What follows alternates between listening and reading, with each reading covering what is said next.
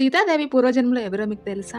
పూర్వజన్మలో ఆమె పేరు వేదవతి. వేదవతి ఒకరోజు విష్ణువు కోసం అరణ్యంలో ఘోర తపస్సు చేస్తుండగా రావణాసురుడు ఆమెను చూసి కామంతో ఆమెను తాకుతాడు. దాంతో వేదవతి నీ చేతి స్పర్శ వలన నేను అపవిత్రమయ్యాను అని శాపం పెడుతుంది.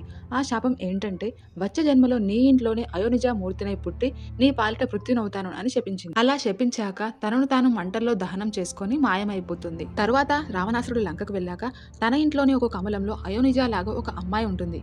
అప్పటికి రావణాసురుడికి ఆ పాప ఎవరో తెలిసొచ్చింది. మండోదరి విభీషణుడు వచ్చి ఎవరి పాప అని అడగ్గా జ్యోతిష్యులు వచ్చి అమ్మా ఈ పాప శుభలక్షణ సంపన్నురాలు, కానీ లంకకు చేటు, నీ భర్త ప్రాణం తీసే శక్తికి కారణమవుతుంది, కావున ఇక్కడ నుండి తీసుకెళ్ళండి అని చెప్తారు. అప్పుడు మండోదరి ఒక పెట్టెలో పెట్టి దూరంగా భూమిలో పాతిపెట్టమని చెప్తుంది. అలా భూమిలో పాతిపెట్టిన పెట్టెను జనక మహారాజు యాగం చేయడం కోసం భూమిని దున్నుతూ ఉంటే ఆ పెట్టె దొరికింది. ఏంటా ఈ పెట్టె అని తెరిచి చూడగా అందులో ఒక పాప ఉంటుంది. భూమిలో దొరికింది కాబట్టి తనకు సీతాదేవి అని పేరు పెట్టుకున్నాడు జనక మహారాజు.